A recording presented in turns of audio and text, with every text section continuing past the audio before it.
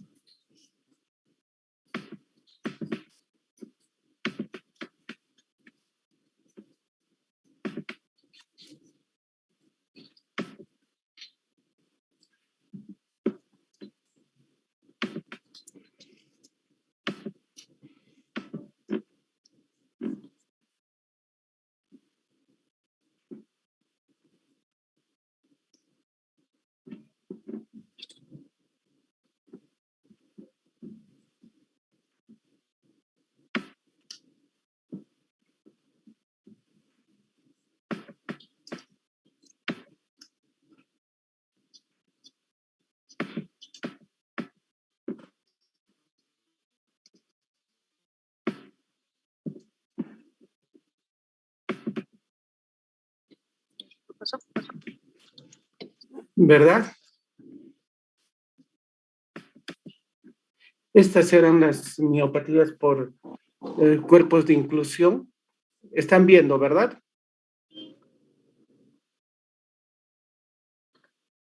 Muchachos. La lista de miopatías inflamatorias, doctor, se ve.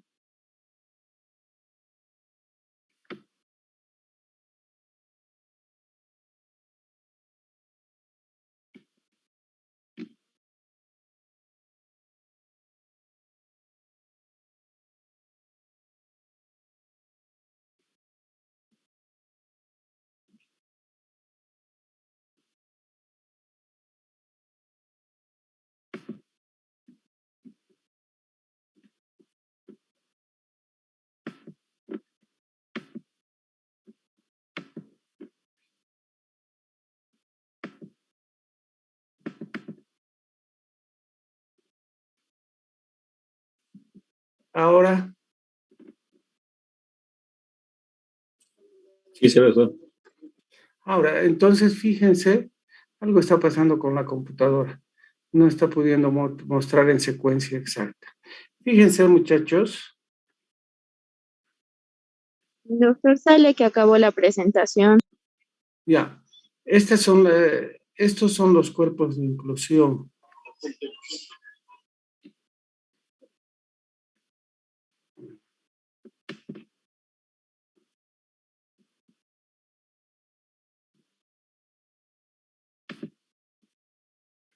Miren, este es el haz muscular y estos son los cuerpos de inclusión. Es algo parecido a lo que sucede en el Alzheimer. Son una especie de vacuolas dentro del mismo haz muscular, ¿no? Son como unas bolsas de desechos, de detritos, para que no se olviden. Fíjense, acá hay otro haz muscular, acá hay otro haz muscular, donde el músculo va degenerando y va destruyéndose. ¿Ya? Y esta es la miopatía por cuerpos de inclusión. La característica es que se asocia siempre a neoplasias, es de personas mucho mayores, generalmente más de 70 años. Se asocia a cáncer de pulmón, hay una debilidad sobre todo distal. Entonces, a diferencia de las otras, que es proximal, este paciente no va a tener fuerza de prensión en las manos. La debilidad proximal en los hombros, en la cintura escapular, va a estar presente, se va a poder levantar de la silla, pero no va a poder ponerse de puntas. Esto es a menor aumento. Fíjense, este es el haz muscular y acá tenemos el cuerpo de inclusión, igual que en este haz muscular. ¿Entendido? Vamos a tener que ir un poco a lo antiguo.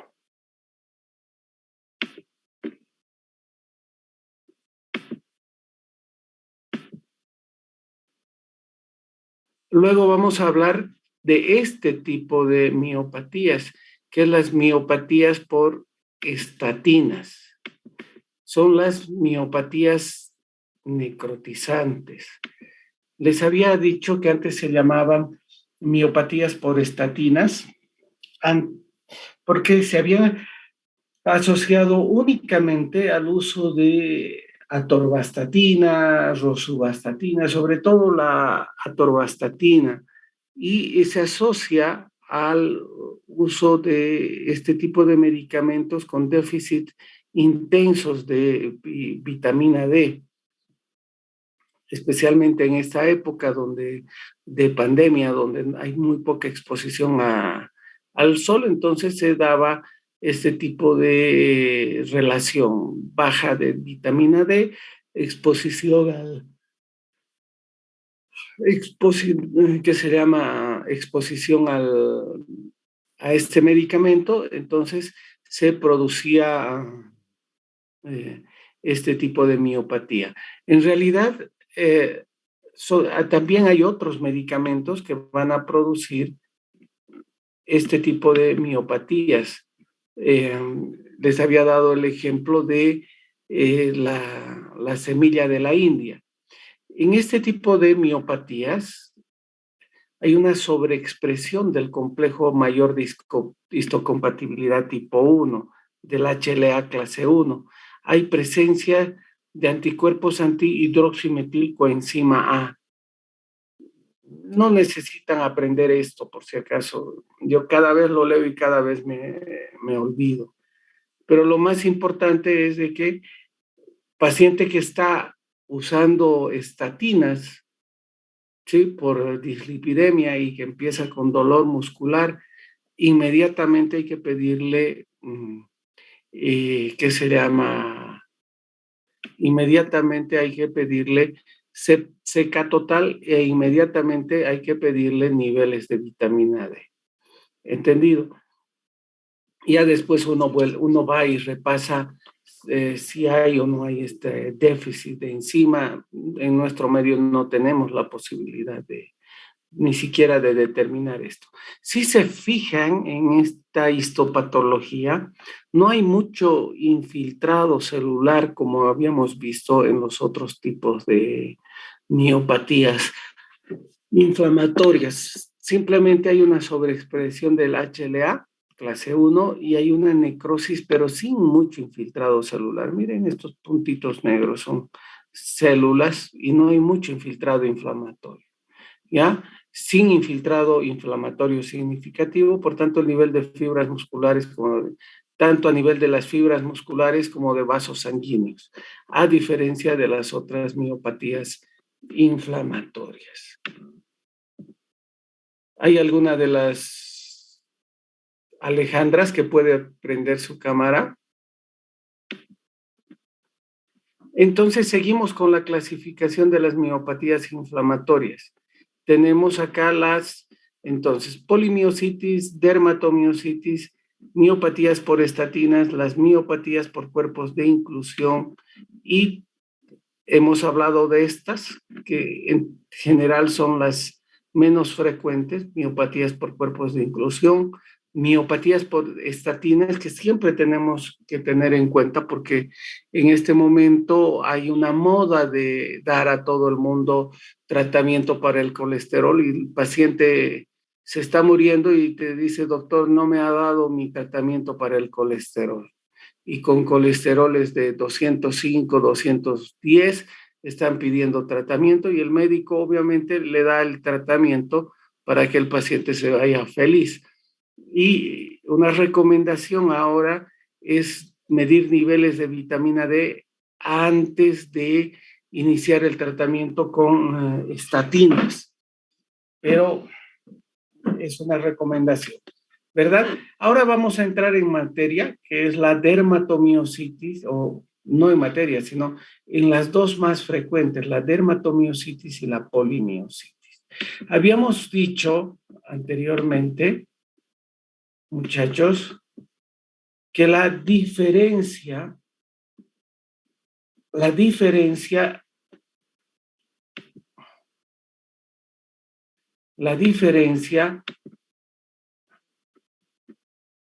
era,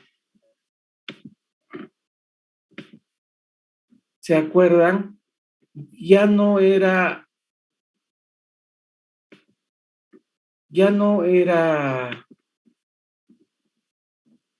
como antes.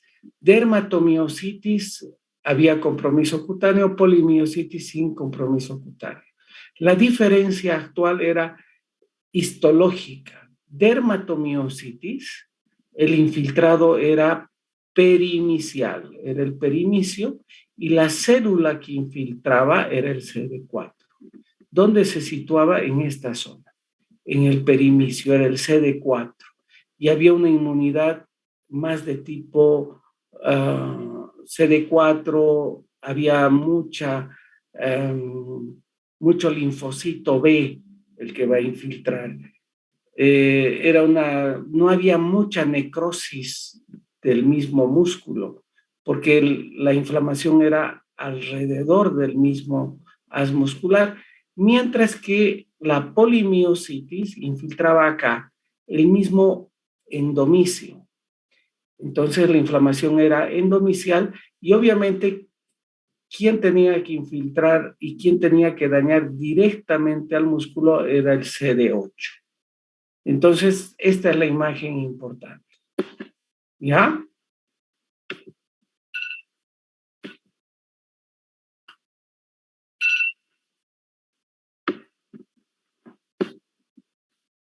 Entonces, vamos a hablar de la polimiositis. Fíjense, esta es una polimiositis. Este es el haz muscular y el proceso inflamatorio, muchachos.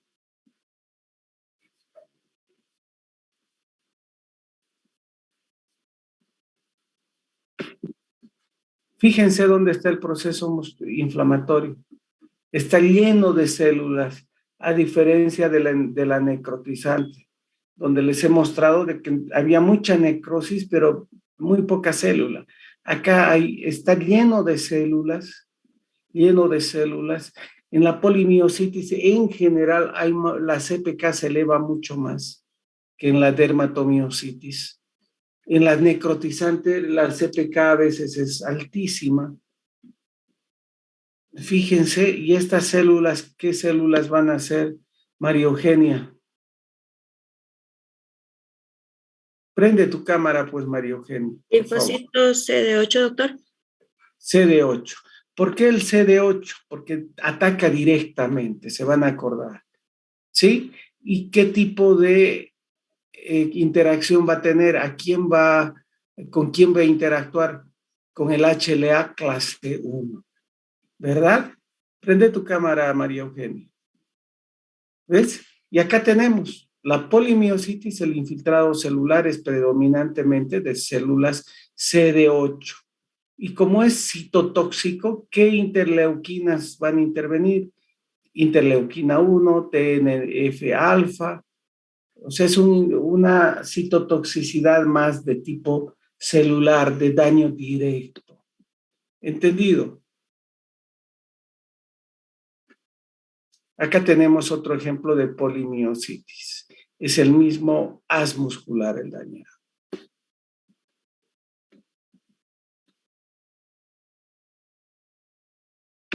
Han visto, ¿no? En la dermatomiositis, muchachos, fíjense, esta es la dermatomiositis. Era pericial, acuérdense. Y el infiltrado es CD4. Y como es regulador el CD4, va a ir a regular y hay mucho linfocito B. Mientras el CD8 es una célula directamente citotóxica, el CD4 es reguladora y va a ir a regular y va a necesitar del linfocito B. Hay activación del complemento. ¿Qué complemento? CD5, CD9. A diferencia del lupus eritematoso sistémico, que es CD3, CD4. No necesitan saber qué tipo de complemento es. Simplemente que hay CD4 y linfocito B, y activación del complemento. Está mediada por anticuerpos. ¿Por qué está mediada por anticuerpos? Porque hay activación del linfocito B, ¿verdad? Y acá va un poco más de la patogenia que no necesitan saber. Entonces, en la biopsia, la dermatomiositis, hay un infiltrado del linfocito CD4, linfocito B, es un predominio perimicial, hay una perivasculitis en el perimicio. Mientras en la polimiositis hay un infiltrado CD8 con TNE alfa y interleuquina 1. ¿Entendido? ¿Les queda claro, verdad? Entonces volvemos a entrar a la... Cuando uno hace una presentación directa, esto se ve diferente. Entonces, muchachos, aquí tenemos la polimiositis, la dermatomiositis, miositis por estatinas y las miopatías por cuerpos de inclusión. Hemos hablado de cada una de estas, que son las miopatías por inflamatorias. Y no se olviden a qué nivel estamos hablando, ¿verdad? Cuando uno ve a un paciente con debilidad muscular, lo primero que tiene que ver, ¿qué cosa es? Si es una verdadera debilidad muscular o es solo algo subjetivo, una sensación de agotamiento. Si es debilidad muscular verdadera, tenemos que ver si el grado de debilidad es grado 0 o los diferentes grados. Si es generalizada o es localizada, ¿verdad? En las miopatías inflamatorias es generalizada, es simétrica, generalmente en todas es distal, perdón, es proximal, no es distal, salvo la miopatía por cuerpos de inclusión. Y obviamente cuando uno ve a alguien con debilidad, tiene que ver si es primera motoneurona, ahí vamos a encontrar los signos piramidales, hay que ver si es segunda motoneurona a nivel de la médula, ahí va a haber datos de segunda motoneurona, que es flacidez, atonía, arreflexia, que se llama fasciculaciones. Tenemos que ver la siguiente etapa, que es nervio periférico. Acá está el Guillain-Barré, que da la misma sintomatología que segunda motoneurona, en realidad es segunda motoneurona, igual tiene flacidez, arreflexia. La tercera o la siguiente posta es unión neuromuscular. Antes de que degranule la unión, antes de que degranule la acetilcolina, se llama presináptica. Ahí tenemos el Eaton-Lambert, que es una paraneoplasia, es alteración en canales de calcio. También tenemos el botulismo, que es falta de acoplación de los gránulos de acetilcolina a la membrana. El postsináptico, que hemos hablado, les he mostrado imágenes también, que es anticuerpos antirreceptor de acetilcolina o del correceptor intracitoplasmático, que es ahí el 10%, y acá después viene músculo, que se llama el músculo como tal. Y al hablar de músculo como tal, tenemos las metabólicas, las hereditarias, básicamente en metabólicas hipocalemia, hipotiroidismo, hiperparatiroidismo, la hipocalemia, la parálisis hipocalémica familiar, etcétera, etcétera, y las miopatías inflamatorias de las que hemos hablado, ¿verdad? Que lo patognomónico es simétrico, es proximal, no afecta músculos de la cara, y las diferentes manifestaciones de las que hemos hablado, ¿verdad? Que es una enfermedad órgano no específica, que puede afectar pulmón, piel, etcétera, etcétera. Esta es una neumonitis intersticial ya en una fase avanzada con fibrosis pulmonar. Hemos hablado también de que antes era polimiositis sin compromiso de piel, dermatomiositis con compromiso de piel. Ahora ya sabemos que es la clasificación histológica, ¿verdad? Y ¿cómo uno hace el diagnóstico? Siempre con la sospecha clínica. Debilidad muscular proximal y simétrica. ¿Qué hace el paciente? No puede levantarse de la cama, no puede levantarse de la silla. Quiere sacar algo de alguna repisa alta y se le caen las cosas. Las enzimas musculares están elevadas. La ceca total es muy sensible y específica. También se puede pedir la aldolasa, que también es sensible, es específica, pero es mucho más cara para hacer. No todos la hacen y no es necesario porque la CPK es barata, es específica y muy sensible. También se eleva la GOT, la GPT y la LDH. Nunca hay que olvidarse, y mis alumnos de práctica y los residentes han visto conmigo que la CPK se eleva muchísimo en otras enfermedades, no solo en las miopatías inflamatorias. La CPK se eleva también en el hipotiroidismo. Y el paciente se siente muy cansado, se siente débil, no hay una verdadera debilidad muscular. También tiene dolor por el hipotiroidismo.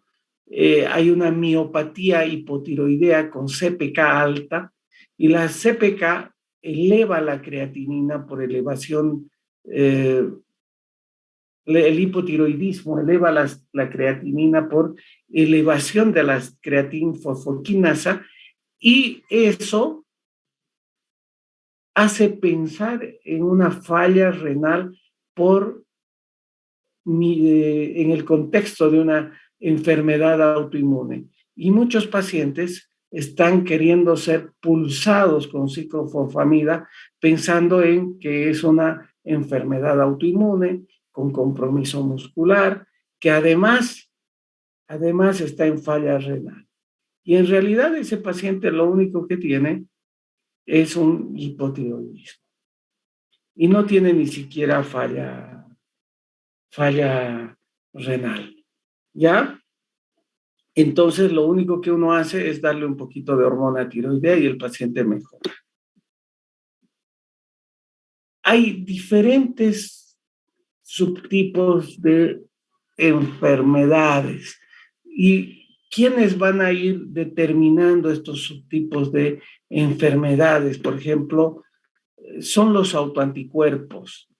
Por ejemplo, tenemos anticuerpos antirribonucleoproteínas, el Mi2, tenemos anticuerpos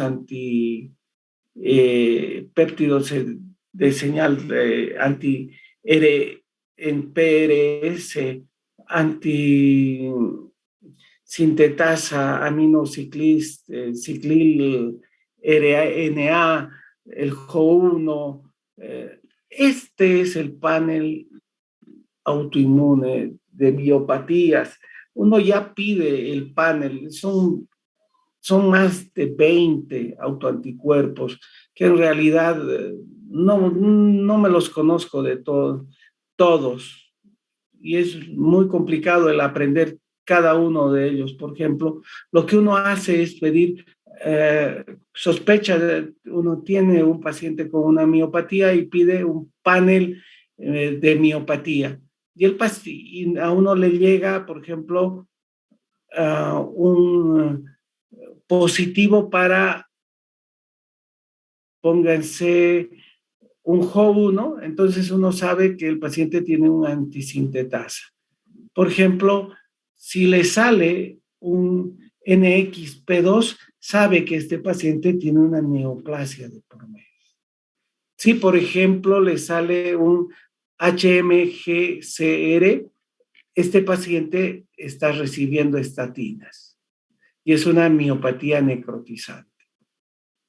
Si le sale un Mi2, este paciente va a tener un gran compromiso cutáneo. Probablemente sea una miopatía una dermatomiositis amiopática. Entonces uno tiene que, cuando sospecha, pide este panel y todo esto se testea en un solo panel. Igual que el perfil ENA, sale un panel de miopatías. Entendido. Nosotros apenas hacemos el anti-RNP-SM, hacemos anti-RO, anti-LA, hacemos el JO1. ¿Qué más hacemos? Nada más. Miren todo lo que se hace en miopatías. Nosotros no tenemos la capacidad, todos estos. Miren, y pese a todo, a hacer todo esto, hay como un 40% de las miopatías que no tienen marcadores autoinmunes. ¿Cómo hace uno el diagnóstico de miopatía inflamatoria? Uno hace la sospecha clínica, encuentra una CPK elevada y después hace una electromiografía. Y en la electromiografía va a encontrar el patrón miopático exacto, ¿ya? Con ondas miopáticas. Son ondas de baja amplitud con potenciales polifásicos, ¿ya? Entonces, ¿qué tiene que hacer? Una biopsia muscular. La biopsia muscular es el gold estándar, ¿verdad?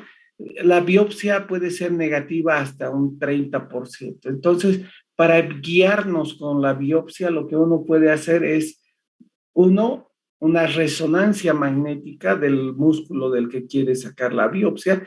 Con eso eleva aún más del 95% la probabilidad de encontrar positiva la biopsia. En cuanto al tratamiento, en casos leves, prednisona. En casos graves, metilprednisolona, ciclofosfamida, inmunoglobulina, terapia biológica con rituximab. Una cosa bien característica, uno encuentra al paciente con, por ejemplo, con una miopatía, una dermatomiositis terrible, ¿ya?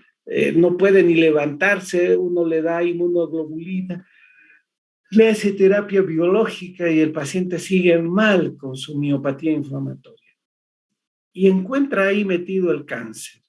Le saca el cáncer y la miopatía mejora completamente. El paciente se ha curado de la miopatía.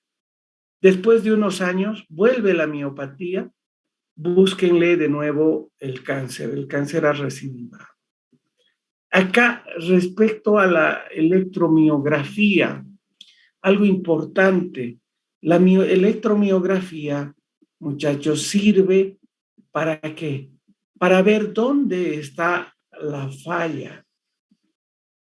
Si la lesión está a nivel del nervio periférico, si la lesión está a nivel de la unión muscular, neuromuscular, o la lesión está en músculo.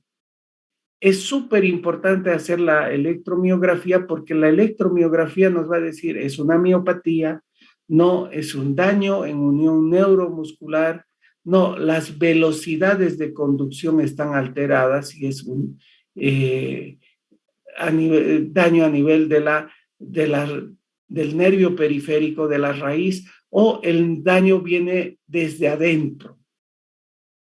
No nos dice si es primera o segunda motoneurona, porque eso lo tenemos que determinar nosotros clínicamente, pero sí puede decirnos que el daño está a nivel de C5, C6, o a partir de qué nivel para guiarnos con de dónde hacer la resonancia o la tomografía, ¿ya?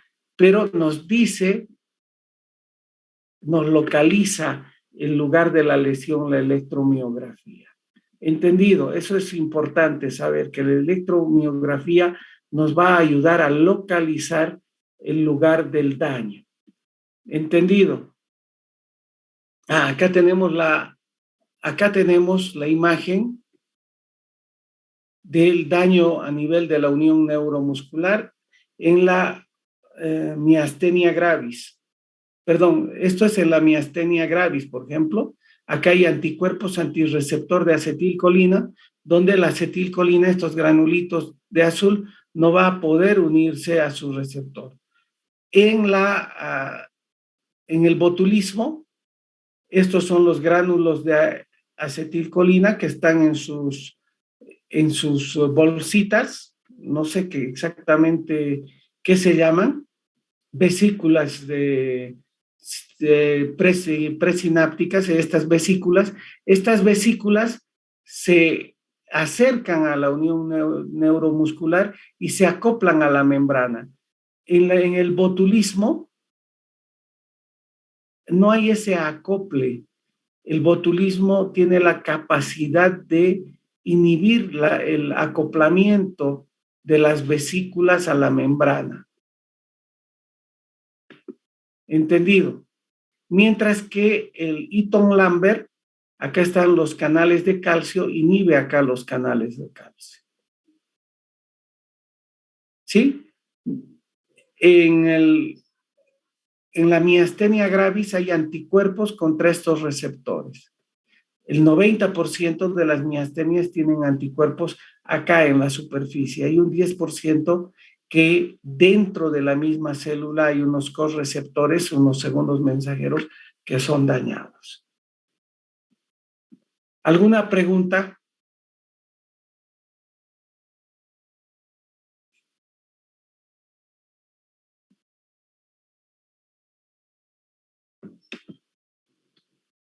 Nancy, Giovanna, Alejandra Telles, a ver.